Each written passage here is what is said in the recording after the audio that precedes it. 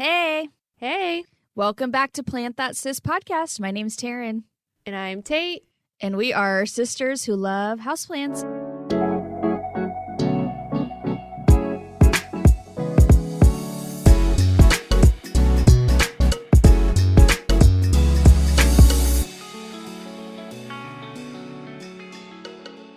Welcome back. What's up? How's it going? Everyone's staying warm, Yeah. I hope. Are you warm? Do you have power? Do you have water? Because that's questionable down here in Texas where we live. Haha. Very questionable, but we're alive. We're here. Yes. Everything's all good now. It's okay. It's going to be like 70 degrees next week, so. Yep. It's going to be right up to being warm next week, so it's fine. Right back to normal. Classic Texas for you. Wish I could go to Cancun. Wish I could have gone to Mexico. But must be nice. Must be nice. But that's not what we're here to talk about today. That's not what we're here to talk about today. We're here to talk about something much more important and something that Tate and I have been learning a lot about in this last year, obviously. We wanted to close out Black History Month by honoring Black history, obviously. And that's something that can be a little intimidating, and I think when we were planning this episode, we felt the pressure of telling the story and putting together an end-all be-all perfect thing that encapsulates all that Black people have done, all the greatness that Black people have brought to gardening and botany and houseplants and environmentalism. Yeah. And that's really overwhelming because there's so much of it, and there's so much of it that we weren't taught. So it's a lot of Absolutely, we're not taught. it's a lot of research, and our goal is to lift and raise up Black voices, and we didn't plan ahead enough to find guests or find people to be on the podcast with us that could encapsulate this a little better. So just know we're doing our very best here. This is something that's really important to us. Like I've said, we've learned a lot about our white privilege. We're both white. We've learned a lot about our privilege and what that means in this country, and I know Tate, I can speak for both of us when I say doing this research was so interesting, fascinating.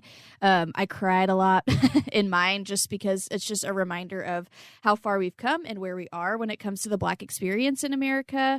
And we're going to try, obviously, to be nothing but respectful and say everything in the best way that we can, if that makes sense. But obviously, we are always ready to learn. So as we're talking through this episode, you have anything you want to share with us, you want to educate us about, we're all about learning and improving and moving forward and getting better as people and as a society. So just hit us up. If there's something we said incorrectly, if there's a correction we need to make, anything like that, just let us know. We would love to correct that. We don't want to perpetuate whitewashing. Anything. Yeah. So, for real. Yeah, and or to add on to that, I just also want to say that we want to increase the visibility of African American people in the gardening/environmental movement, because there have been so many voices that are attributing to this overall goal of environmentalism or just gardening in general that I feel like are kind of overlooked sometimes, or at least historically have been overlooked. 100%. So that's kind of the goal of this episode. Yeah. And that happens, obviously, again, this is our way of trying to tie in Black history to plants and environmentalism, but that happens in literally every facet of American life. There have been great, amazing, phenomenal Black contributors to every step forward we've made as a country that have never gotten the recognition, attention it deserves. Yeah, absolutely. So this was our way of trying to tie it into our actual podcast, which is about plant stuff, and we're really excited about it. Yes, Black history is American history. That is right. So it was very cool to look and research this stuff, and I definitely have a new book to add to my reading list. I'm really excited. Me too. Yeah, maybe we can add each other's. Yeah, maybe we can have a little book club. Sounds good.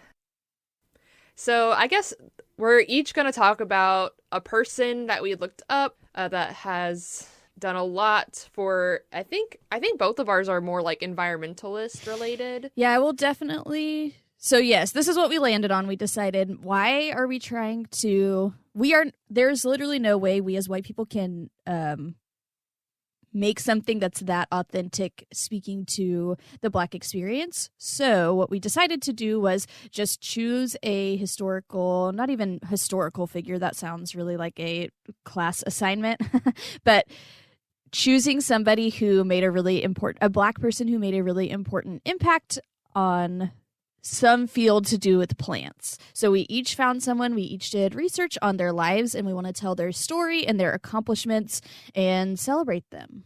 Absolutely. So I'll go first. I'm so excited to tell the story because it is a kind of a wild one, and I honestly feel like it's one that a lot of people of color just already knew was happening. You know, they already knew it was happening, but it's just whatever. I'll just get into it. So the person that I'm going to talk about today is Dr. Robert Bullard, and he is known as the father of environmental justice, and he was the first person to actually put out a study that was focused on eco-racism. So before we get into his story, I just kind of want to go over what environmental racism is and what environmental justice is. So environmental justice embraces the principle that all people and communities have a right to equal protection and equal enforcement of environmental laws and regulations.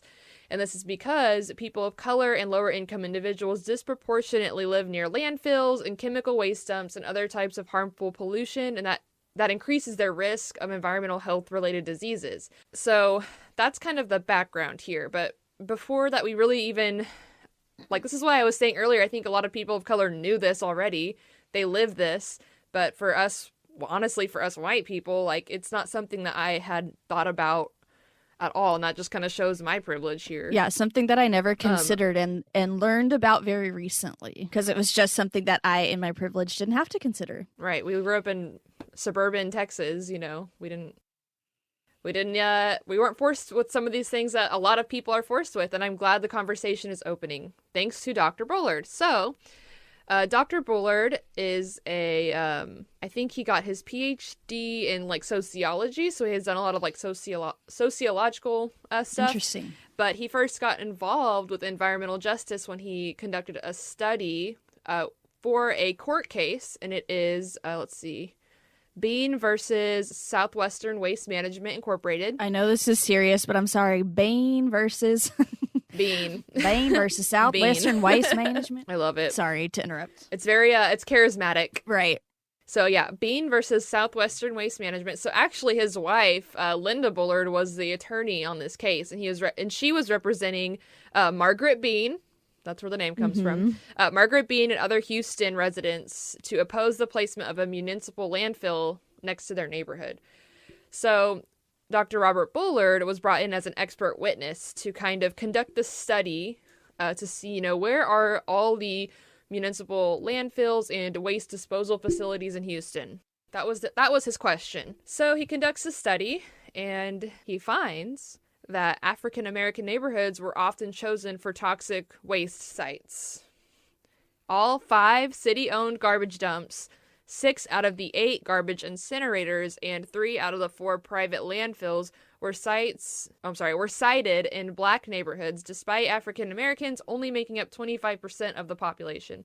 So even though, African Americans only made 25% of the population, most of them were living near some kind of waste facility, garbage dump, or even a private landfill, which is concerning. It's disproportionate, and it's not fair to them, right? No, it's definitely not.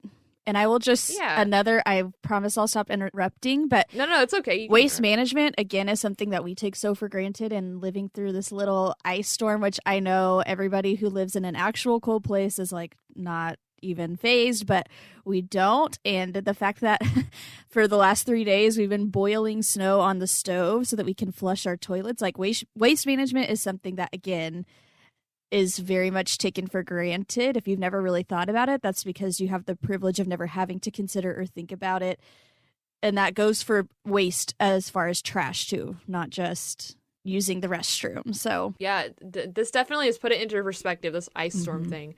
And keep in mind, like, Texas does not have the infrastructure to deal with this kind of things because of choices made by, you know, some people. And it's just, it boils down to quality of life. Like, we're fine. Right, exactly. I'm fine not being able to flush my toilet very often, but it's very uncomfortable to live in. It makes a really big difference, even though it's not necessarily something that, I don't know, over time it can just have a really huge impact on your life as an individual, much less over generations of that same kind of, I'm going to say, abuse. Absolutely. And not to mention like the health risks that people of color have to face because they live next to these chemical waste dumps. I mean, there's higher incidences of like disease because of this. And keep in mind, they, here, I'll just quote Dr. Bullard here because he said it great. He said, after he found the results of the study, he said, without a doubt, it was a form of apartheid where whites were making decisions and black people and brown people and people of color, including Native Americans on reservations, had no seat at the table. So they had no say in where these chemical waste dumps were going. So thanks to Dr. Bullard with this academic study, things could be done now. I mean, like I said earlier, I'm sure a lot of people of color knew this was happening. They knew they lived near waste dumps, but because it was, published academically and Dr. Bullard was on it, he didn't stop there.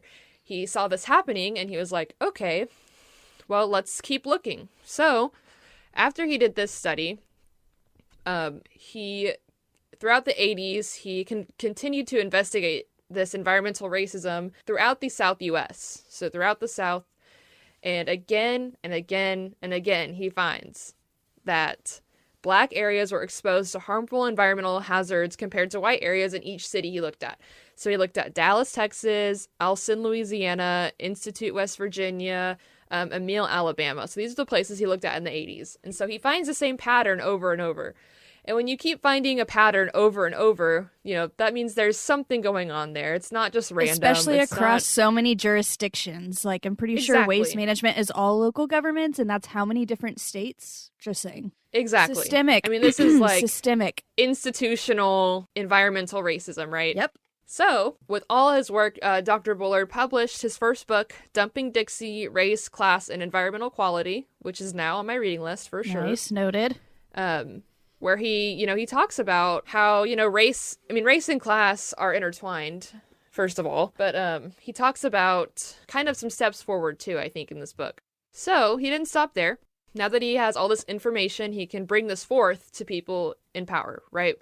So in 1990, Dr. Bullard joined a group of prominent academics, which was eventually called the Michigan Group, who wrote letters to both the Secretary of Health and Human Services. At the time, he was Louis Sullivan, and they also wrote letters to the administrator of the EPA, which is the administrator of the EPA, William Riley, to meet and discuss governmental policy on environmental discrimination. And Sullivan, who was the Secretary of Health and Human Services at the time, never responded. But Riley, who was the head of the EPA, did respond. And so that resulted in the EPA eventually forming. So they met together and discussed several times and had several meetings on environmental discrimination and what can be done about it.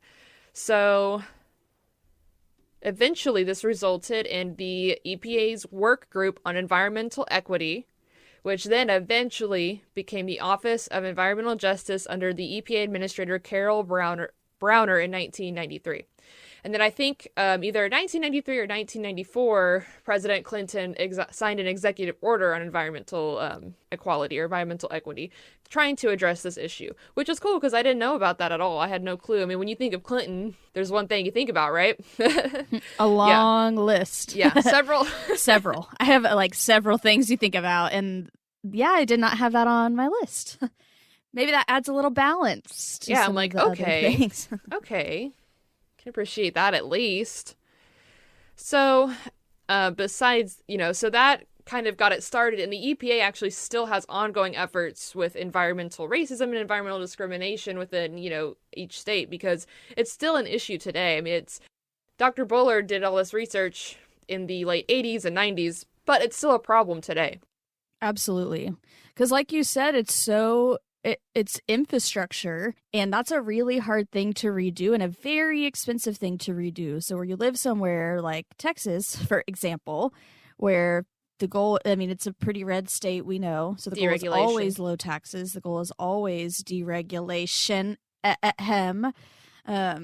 it's a really huge undertaking to change something like that. And unless there's a certain type of pressure or reason, money going in their pockets, AKA, that's just my opinion, they're not going to change that. That's not something you can just like, this ain't Stardew Valley where you can pop your landfill to the other side of your... Yeah, exactly. I mean, these are whole landfills, garbage incinerators.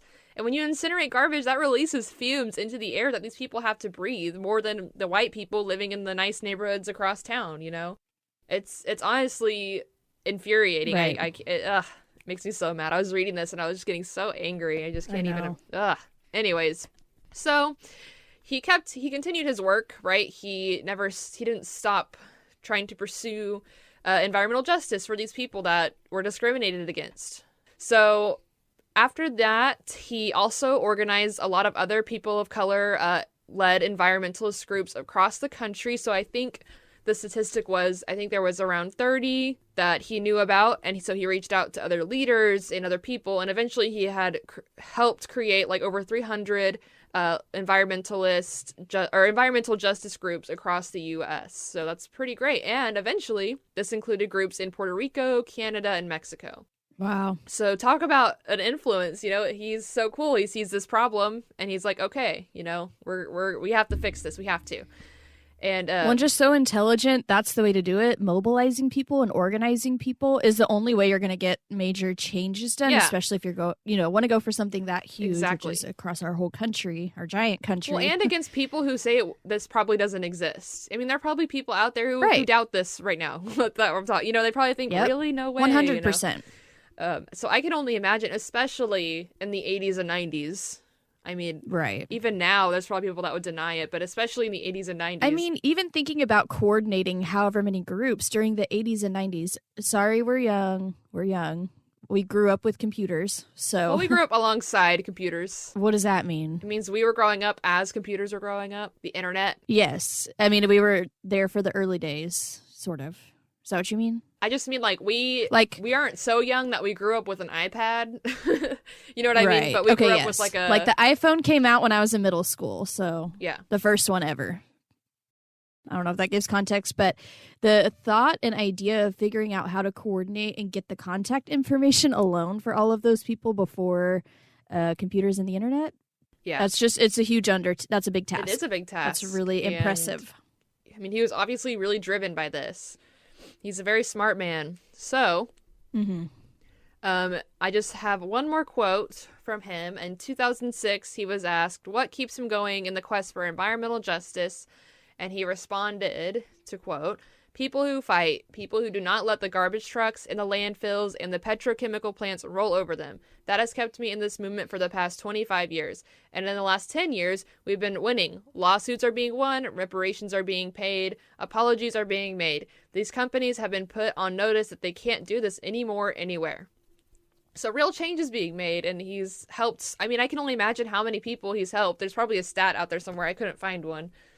But just such a cool person. He saw an issue and he took the initiative to fix it, and he went all the way to the EPA, and the EPA actually still has an Office of Environmental Justice and Equity where they still work on this. So it spoke to me as you know, I'm obviously biased because I'm an environmental scientist. I'm a wildlife biologist by trade. So in college I took an environmental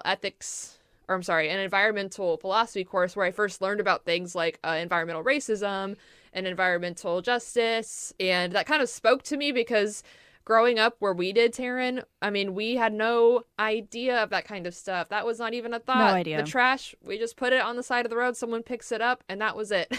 I never thought about this kind of thing. So it really spoke to me, and it really spoke to me how, you know, environmentalism isn't just for, you know, saving a species or just for... Right. It's not about not using a straw because of the sea turtles. Exactly. Like, that's only part of it. There's so much of it that affects all of us. And I think another quote from Dr. Bullard was, if you breathe air and you live on this earth, then you're an environmentalist. And I kind of like that because the environmentalist movement is for everybody, not just for white people and not just for white hippie people in the 70s. It's for everybody, and we need it right now. And plants need a good environment to grow in. So that's how I'm going to tie it into plants. But it's okay. Mine doesn't tie into plants really at all, but it's just a really inspiring story. And I know it's not as I think you have a lot more history in yours, but he's sparked a whole movement. He's known as the father of environmental justice. So thought that was something to bring up. It's huge. Very cool. Definitely going to read his book. No, that's awesome. I feel like I've heard or read about him before. Like all of that sounded just a little bit familiar. And again, just what a huge overlooked issue for so long. Like just in general, the issue of environmental racism. I mean, it's something that like we don't have to think about. Well, and I want to say too, we haven't had to think about. We've learned a lot about our white privilege and are still very much learning about it. And something that I want to point out and clarify, Tate, when you mentioned like we've never had to worry about it, whatever. We didn't grow up super privileged as far as money goes. Like like I think that's a really common misconception, or people take it as white privilege means you grew up with a lot of stuff, or you had wealth financially. And so people who grew up with struggle, white people who grew up with struggle or with less, have a hard time understanding sometimes that just because you struggled doesn't mean that you don't still benefit from white privilege. I just think that's not. Yeah, that's a good clarification. Those things don't go together. And I think that is hard to learn at first if you are warming up to not the idea, it's a fact, but if you're just starting to try to wrap your brain around white privilege and how that affects you if you're a white person, I don't know. I just think that's something to point out. And just because you're white doesn't mean that the struggles you've had in your life aren't valid, but you don't even realize down to the air you breathe, down to the air you breathe compared to people of color in this country is different. Yeah. It's just important. Exactly. It's important to know. And your struggles, and they're valid, like Taryn said, but they're not because of the color of your skin. Right. Imagine, take your struggles that you had and then add having, living in a country where just because of how you look, you are, I mean, obviously we can go on and on about it all day, and that's not our point, but it's just so important. Good to clarify. Yeah, it's just important. And we are going to continue moving forward into the future, and I do have hope things are going to get better. So get on the train. Get over your racism. Move past it. We got to move past it.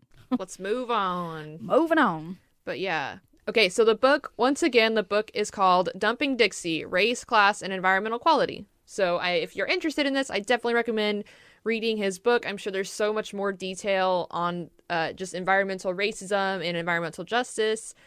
And I think he's actually published more recent books too. So definitely give his his books a listen to. You could. I mean, an audiobook, I guess, yeah. Or a read, So, yeah. Awesome. That was so interesting. A very cool piece of history. And that was like, more recent history. More modern history. Yeah. And like, yeah.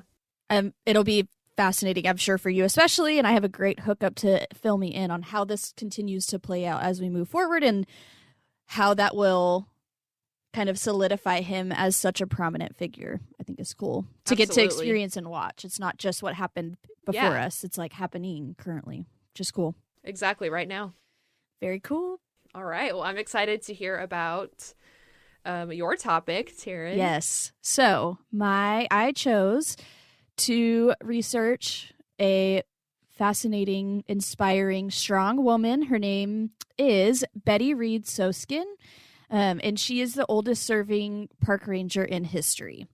I will say right up off the top, as I was reading this, it really has nothing to do with plants at all whatsoever, but it is such a good story, and I loved reading it so much that I don't care. That's who I'm doing, and I think it's an important story to share.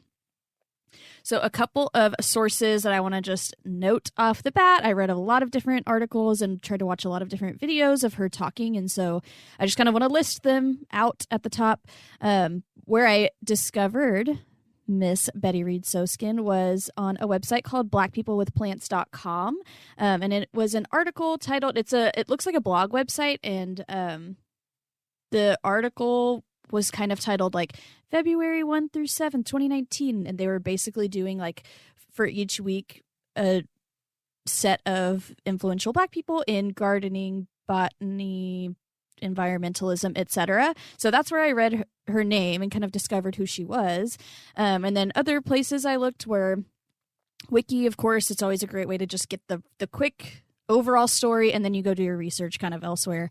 There is a website on Berkeley side, and it was an article by Daphne White. There was a Newsweek article that seemed very first person from October 2020 from Betty Reid Soskin, so that was really interesting and great to know she is still doing really well. And then the National World War II Museum website had a lot of information about her. So those are kind of all my sources. Awesome.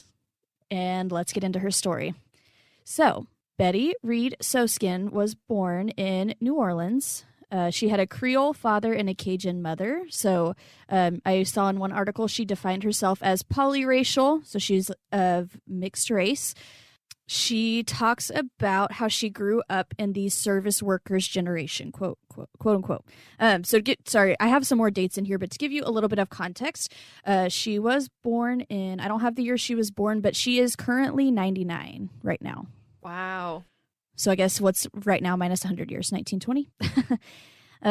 Yeah. So she is still living, and she's about 100. So she basically, you'll hear more about her story and where she falls in. But this is, she was growing up in the 30s, 20s, 30s, 40s, around that time frame, somewhere in there. Again, she talks about growing up in the service workers generation. Her great-grandmother was a slave in St. James Parish in New Orleans. And her great-grandmother was enslaved until she was 19. And she died, her great-grandmother passed away in 1948 when Betty was 27. So she knew her grandmother.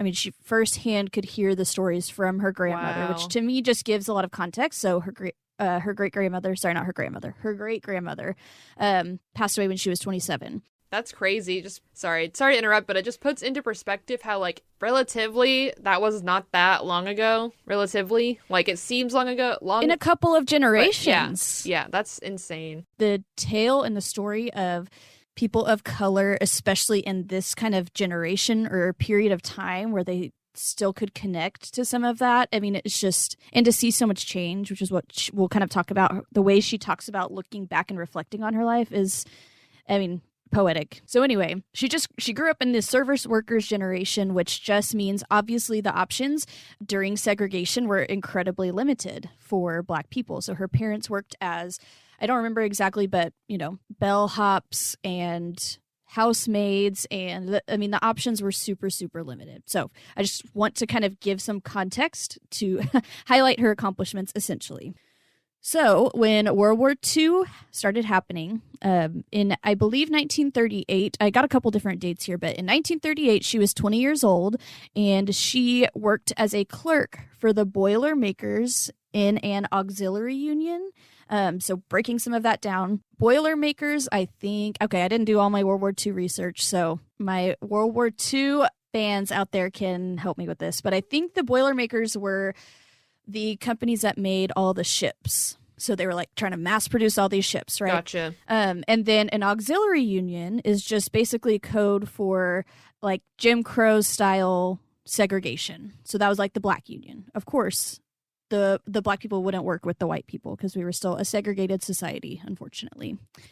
So as a clerk in this auxiliary union, she essentially was in charge of, she just, on 3x5 index cards, was change people's addresses because so many people were moving at the time, with people going off to the war, people coming back, people getting in houses. I think this is when it started to become more common maybe to, you know, this is pre-50s where suburbs and houses were huge, but we're ramping up to get there, I think she kind of hinted towards, just that a lot of people were moving at this time. So what she was in charge of was basically clerk work, right? So filing and changing addresses.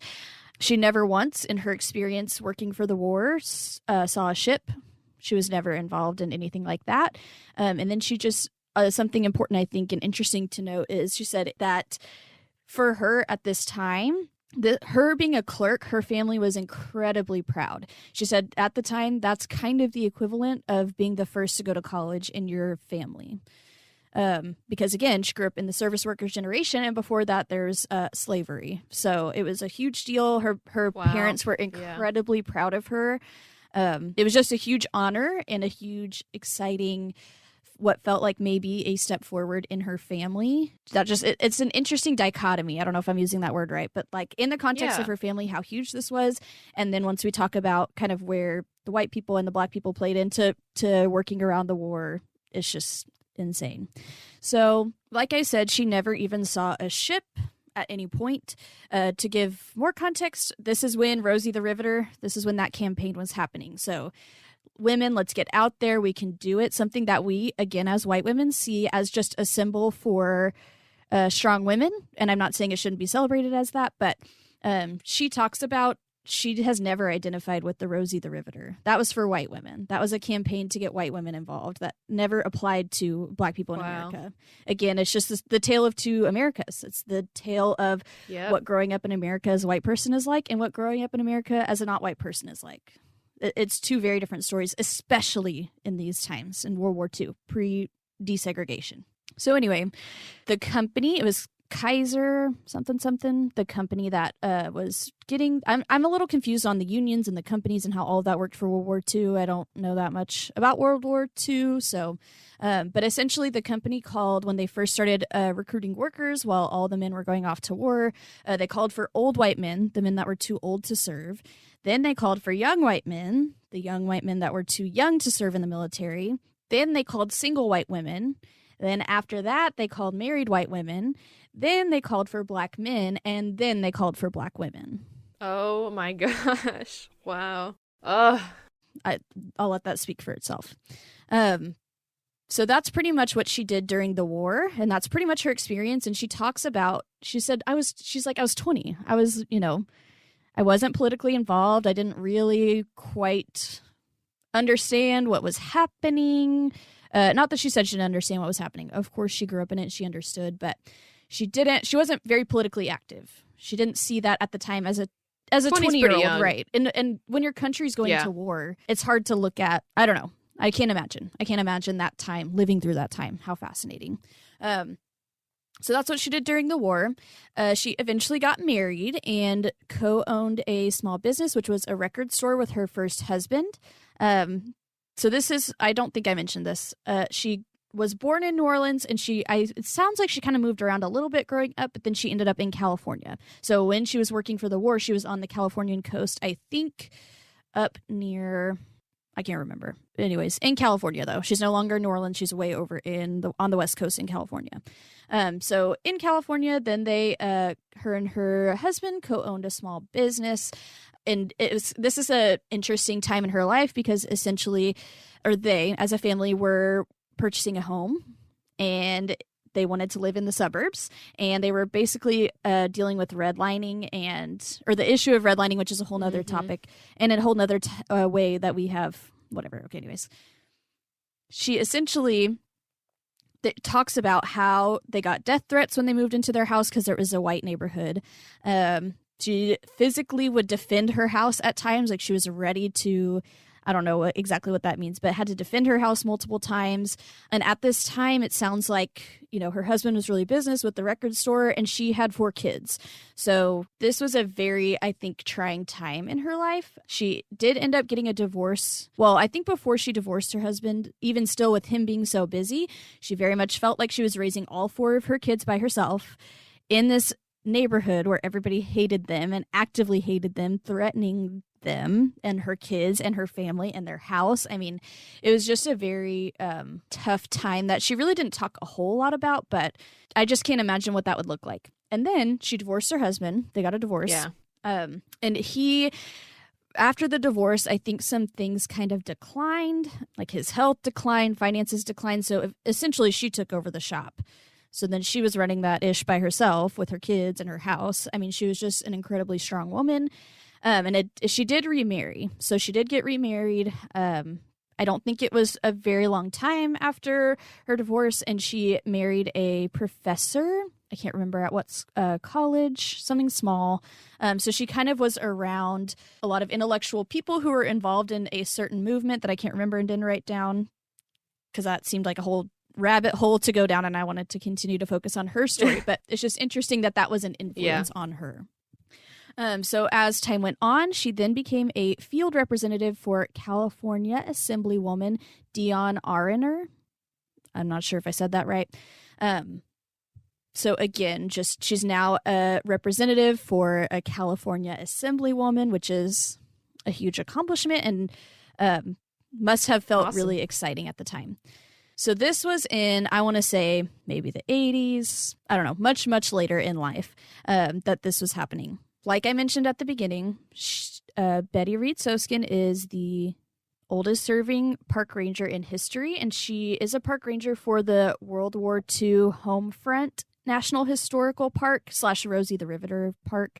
And it's all about the work that people did at home for the war. And it's in these areas that she worked. Granted, of course, not the building that she worked in. The building that the Black people worked in was torn down immediately, not to be memorialized in any way, not to keep any records in any way, not to worry about that. But essentially what happened is they started looking at some of these old buildings that they used in these unions to help with the war, and they turned it into a national park. So because the state of California owned the land that all of these efforts happened on, it put her gave her a seat at the planning table, so to speak, when they were deciding how to create this national park based around essentially the women's effort, or what's widely known as, at least, the women's effort, the Rosie the Riveter campaign, all of that for World War II. So essentially they're going to plan this. She gets her seat at the table because she's just a representative for the California Assemblywoman. That's how she kind of got in the table there. She was the only Black woman. She's very petite. She said, I was, a 90-pound tiny Black woman in the sea of all white people. It's so interesting to hear her talk about. You guys I highly recommend looking up videos of her speaking and telling her story, because it's just, you catch so many details and nuances, and you can feel her wisdom and just like solid strength through the screen. Her perseverance. Yes, it's so, I highly encourage you to look her up. She's awesome. Inspiring for sure. But so they're starting to plan all this stuff, and they start going through all these different buildings and talking through like what they were used for and how, what we can maybe do with them to memorialize them. And she basically just said she had to remind them during all of these conversations that these are all sites of segregation. For example, the child center, I don't remember exactly what it was called, but basically the child center to help accommodate mothers, all the mothers that were coming into work, was of course only for white families. And that's just one of the many things, one of the many resources that was available to white people that they were, so excited to memorialize, and let's look back on this as such a fun time and all this stuff. And she just, in all these meetings, gave so much perspective that would not have been there had she not randomly ended up in that meeting. Awesome. So made huge impressions and huge impact, I would say, on the planning process of how that whole national park museum situation was put together. Because she became so heavily involved in the process, then she was basically approached, and she said at this point she was like 80 years old. She was then approached to become a park ranger so that she could speak and share her experience as a primary source, which is that's cool. So cool, right? And she kind of, there's a video I found of her giving kind of a little speech. It's not long, it's like 12 minutes, and she kind of makes a joke about this. She's like, I'm a primary source. That's pretty cool. She's kind of like laughing at her own situation a little bit, just as far as age, Yeah. So then she became a ranger, and she started presenting and speaking at the Rosie the Riveter Historical Park.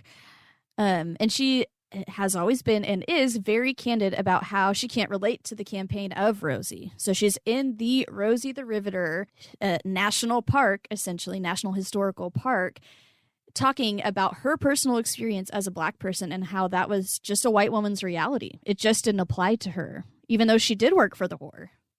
But she never saw a ship. Right. She was never a part of, like, when they would, I guess they did these big, like, reveals when the ship was done or whatever. She was like, I never did any of that. And she's like, not out of protest. It just didn't apply to me. That's so cool that she's so candid about that and, like, is reminding people constantly that, hey, this wasn't a reality for all Americans. Exactly.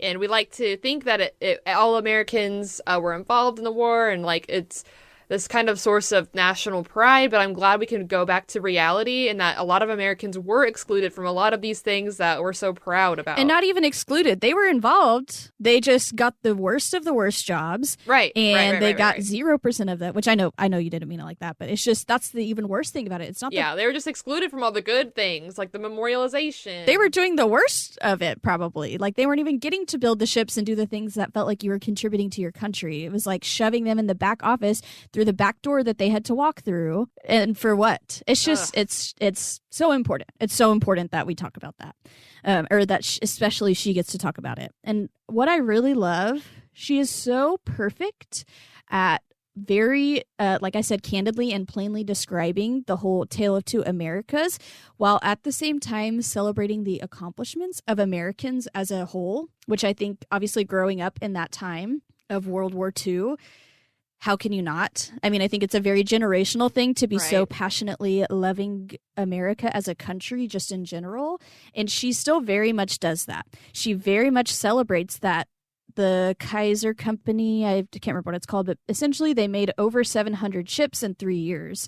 And she celebrates that actively. She's able to hear that and accept it and celebrate it while essentially yes-anding the Black experience with no filters, with no shame, with not worrying about making people comfortable. So it's really interesting to me how... And that's probably so hard. That's probably been so hard her whole life to be able to like say these things candidly, because I know there's probably a lot of people who wanted to shut her up, who didn't like when she said things candidly. Like, I can only imagine. That's so awesome that she was like, no, this needs to be said, and she's gonna say it. Love that. And with no, again, I think it's, growing up or living, I should say, maybe not growing up because she was 20, but essentially being so young and just living through that time where your country is in war, I think does instill a certain amount of, I guess, nationalism. I don't know what the right term is. Again, this is a plant podcast. Patriotism. Thank you. Yeah. No, not nationalism. Okay, that's why I'm like, I feel like that's not the right word. Okay, let me rephrase. Patriotism. Yeah. Nationalism is how the Nazis rose up. Right. That's what we're seeing Which now. is what's happening. You're right. Okay, anyways. Patriotism that I don't know. I just think that's a really interesting, like I said earlier, again, I don't know if I'm using the word dichotomy right either, but the dissonance maybe is what I'm trying to say. The dissonance of like within the context of my family, what I'm doing right now as a clerk for the war. And she felt very proud of that. The way she talks about it, she says, what does she say? You guys have to look it up. She said, like, I preserved democracy by filing those cards or something like that. She takes a lot of pride in the work that she put in and contributed to the war. I mean, she takes pride in it. But again, it's just interesting what that job looked like in the context of her life and her family and her people versus how little regard they were held from the American government, probably with how they just tore the buildings. I mean, obviously we were still a segregated society. There's no question about the racism at that point. Like, that was legal. Right. 100%. Like legal discrimination. Right. Exactly. And so I just think that's so interesting. And then same now, she had so many good quotes. I only wrote down one because I was like, okay, I cannot quote everything she ever said because she had so many great things to say. Just talked a lot about what it's like to be a woman and growing up and raising kids and just those dynamics on top of everything else. But she basically made a comment. She said, this isn't a direct quote, but basically she talked about how she feels like she lived 9 lives and like every 10 to 12 years is a major change and things look really different every 10 to 12 years. And she's like, I felt like I've been many women. She's like, I feel like I was that woman at that time. I was that woman at that time. And she's like, only when you start to get older and upon reflection do all of those pieces start to really fit together as one person. And I just thought that was so, like, that must be exactly what that feels like. How fascinating. I don't know. She just had so much fascinating stuff to say in general about stuff like that. Like, for example, this is kind of another off-topic tidbit, but her, when she got married to her second husband, he essentially, they agreed, there was essentially like a little agreement that he was going to go become a monk. He wanted to go become a monk. So he was like, if we get married, it's going to be short term. So I'm going to go be a monk. Wow. And we both know that when I get back, I may not be the same person. So they talked a lot about like how we're going to celebrate and part and whatever. So it was a very interesting. That is very interesting. Situation and relationship, and of course very uncommon for the time, and I don't remember exactly when that was, but definitely uncommon for whatever time it was. So those two men in her life and her father, they essentially all passed away around the same time, like within a year or 2 years or something like that. And she said it was obviously sad, but it was actually very liberating because it forced her as a woman to figure stuff out for herself instead of relying on the men in her life to do things for her. Wow. And as a Black woman. And that's what kind of taught her to find a voice. So I just thought that was insightful. But my favorite quote, especially in regards to, and this is what she said, in the planning process of the national park. So this is her quote. "What gets remembered is a function of who's in the room doing the remembering." So as she's sitting there and they're all glorifying, like, oh, look at this mother's center that we made for all the mothers. And she's like, I just want to remind you, it wasn't all the mothers. And she's like, had I not been in that room, it's just... They wouldn't even have known. What gets remembered is a function of who's in the room doing the remembering. I just think that's so obviously accurate. That's, wow. Wow. And so what's fun about Miss Betty, I love her. Go listen to her speak. She's amazing. But she started blogging in 2003, and she basically said the reason she started doing that was because women's history gets buried between all the name changes. Like, your mother's side of history is always a lot harder to find because obviously we live in a patriarchal society where the woman has to change her name to the man's name traditionally, and that history gets lost. And so basically she started blogging in 2003 so that she could put her family history through her experiences out there for her kids, so they know, like, here's my side of the story, and here's where I, here's my history. Here's where I come from. Making sure it doesn't get lost. Exactly. Yes. And then obviously with it being a blog and public, lots of people read it. It got a lot of attention, and I can't remember who it was, but I want to say it was maybe somebody related to her, but not her kid, somebody else. They started pulling all these excerpts from her blog, and now she has a memoir. So I want to read it. You guys should read it. It's called "Sign My Name to Freedom, a Memoir of a Pioneering Life." And that's all about Betty Reid Soskin.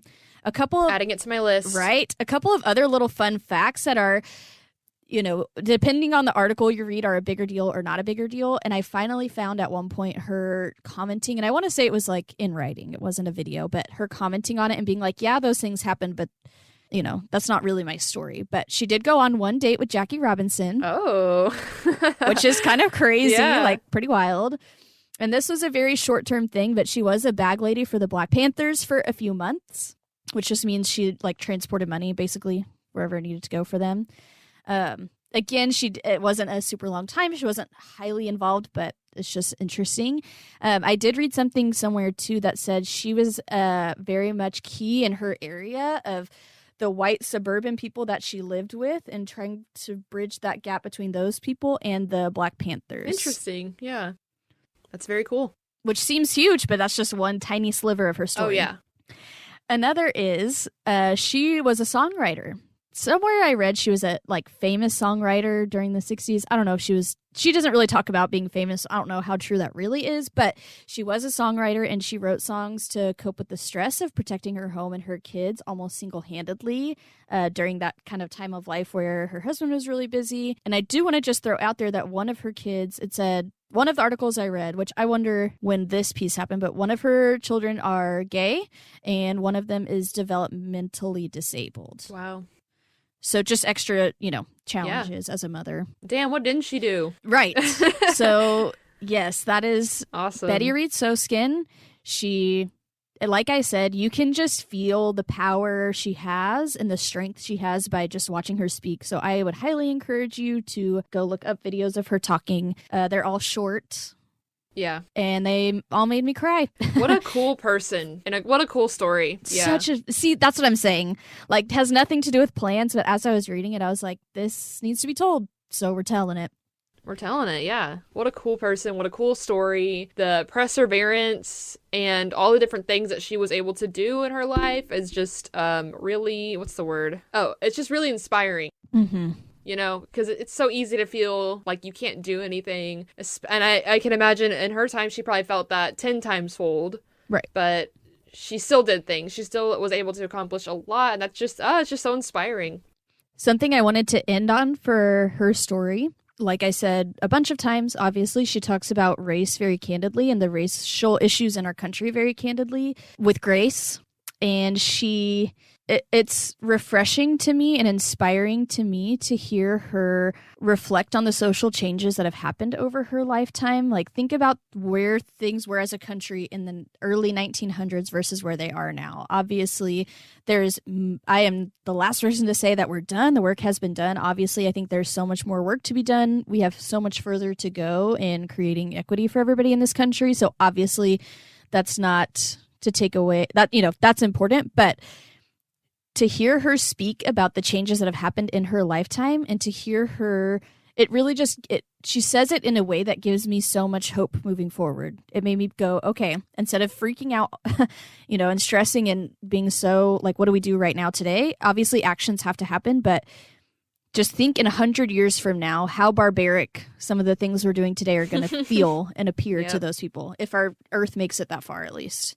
It's because of people like her that we can even keep moving forward, that we can be vigilant and make changes that will help people. I mean, imagine if she hadn't done a lot of the things that she had and other Black people hadn't done a lot of the things that they had done to fight for freedom and to fight for equality and they're still doing it today. Like, it's just so cool that we learn, like, it's so important to learn about these people and like their fight for equality so we can continue that fight today. Absolutely. Speaking of change. Yeah, so I have a honorable mention here. I just wanted to say that so the first Black man to serve as the administrator for the EPA has been nominated. His name is Michael Reagan, and that's pretty awesome. And one of his big things that he wants to influence and make changes for it within the EPA and within America, obviously, is environmental justice. So kind of what I was talking about earlier. But before he was nominated as the EPA administrator, he served as the secretary of the North Carolina Department of Environmental Quality, and he was responsible for securing an agreement with Duke Energy for one of the largest coal ash contamination cleanups in U.S. history.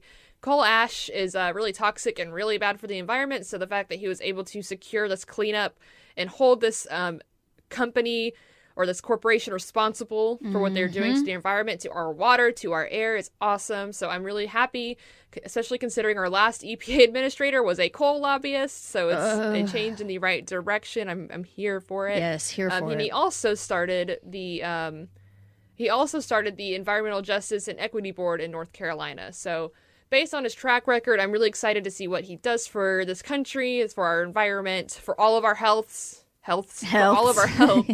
And I just wanted to mention him and bring that to light because that's a really great accomplishment, and I'm excited. History in the making is still happening. Yeah. Obviously. Yeah.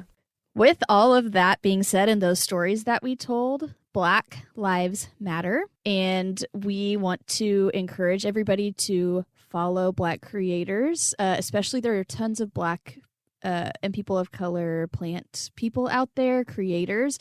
There's Black-owned plant shops out there, so shop and follow and all that stuff and support Black creators that you love, and search out Black creators that you love. Add them to your queue, put them on your list. And I just kind of want to throw out there, too, that obviously this is Black History Month, and this is a very important issue in our country and something that's important to share and spread in every way. But many other marginalized communities in our country, for example, Indigenous people, LGBTQ plus people, just every BIPOC person, are experiencing a different America than white people are and always have. So not only does the fight need to happen for the Black community, but a lot of marginalized communities that we still have in our very rich country. The time is now. There's no better time to fight for the fight for equality, as we have seen, isn't guaranteed. Progression and moving forward is not a thing that just will happen. It has to happen because of us. It's called a fight for a reason. I personally, I just kind of assumed things would progress on their own. Obviously, looking at these last 4 years, kind of showed that it's not guaranteed, and we have to be vigilant, and we have to keep educating people and keep holding people accountable and responsible for their words and their choices and their actions. And educating people about bigotry and not allowing bigotry not, there is freedom of speech here. It's unacceptable behavior. Yeah, there is freedom of speech, which, I'm not going to argue against that, but that means, we have the freedom to hold these people accountable as well. Well, and the money that's going in your pocket doesn't all, like, your jobs could be at stake, your relationships with your kids or your parents or your siblings or whoever can be at stake. Like, we have to hold people accountable or the change isn't going to happen. And we can, as we have seen, regression can happen. And there are a lot of people in power that want regression to happen. So it's just important to keep an open mind, not take things, as white people, not take things so personally when, our friends of color are telling us their experience. I'm not saying white people haven't struggled, but the struggle is different and we need to recognize that. And so I just think that's really important. Absolutely. I guess I'll get off my soapbox. Just sit down and shut up and listen. We have a hard time with that sometimes as white people. And after Tate and I just talked for like a whole hour. Yep. It's just very important. And again, we're not experts. We're learning a lot to this day. I feel like I am still very much learning about how my choices and my actions and the way I choose to speak and the way I choose to address people affects people. And I think at the end of the day, that's what it is. We're humans. And if you want to have a fulfilling, happy life, then you have to treat other people with respect and put out positivity and kindness. And that's really what it boils down to. And it's why it's sad that these issues are so complex, because at the end of the day, being a good person matters. One more thing. I've meant to say this in the supporting Black businesses and Black creators. Also donate. Find your local justice coalition. They may not all be called that, but I definitely donate to our local justice coalition because those are the changes that are happening in your community. I mean, you can donate to any cause that you do your research on. Do your research before you donate. Make sure you know what you're donating to. Any donations are great as long as you know the cause and you support the cause. But I definitely want to encourage people to look into local places that they can donate to, because those are the people that are in your community. Those are the people you're surrounded by. And, sometimes it's overwhelming to think, how can we fix America's problems? Let's look at our communities and what we can do to fix our communities. So just a thought. Donate. If you have it, donate. If you have time to donate rather than money, donate that. Any way to get involved. And happy Black History Month. I encourage everybody, and even us, Taryn, to not just learn about Black history in February. Black history is American history, and we should learn about it all the time. Absolutely. For next week, I'll give you a little teaser for next week. Ooh, hit us with the teaser. So, I've always been curious on, with all the different kinds of ways to propagate and grow your cuttings, I've always wondered, what would be the best or most efficient way to get a cutting growing and looking good. So to do that, I set up a little experiment testing out different growth mediums on several different kinds of plants. So tune in next week to hear more details about the little experiment we set up and to hear our result. Guys, when we say experiment, we mean it. Tate, you hear her already hitting us with some sciencey stuff. I guarantee there was a hypothesis. I guarantee there were all the steps of the scientific method. So we're going to run an ANOVA analysis. Oh, and I don't even know what that means. So if you're like me and ready to learn something new about some plant things that you hear about, join us for... Don't worry. I'll make it entertaining. It won't be too dry. No, I'm not worried. I'm excited. But like I said, I'm excited. We're excited to share with you guys our first experiment episode. So we kind of had a project special. We're going to do an experiment special. Feel free to tell us your thoughts. If you have ideas, suggestions, or if you like one thing more than another thing, share that with us. You can find us on Instagram at Plant That Sis. Same for Twitter. Our handle is the same. You can search us up on YouTube, Plant That Sis. You can visit our website, plantthatsis.com, or you could email us, plantthatsis@gmail.com. Thanks so much for listening. I hope you guys have learned something this episode. Sorry it wasn't totally related to plants, but it's still awesome, important stories that needed to be shared. Absolutely. We appreciate y'all so much. Hope you're hanging in there, and we are excited to talk to you soon. Bye. Goodbye.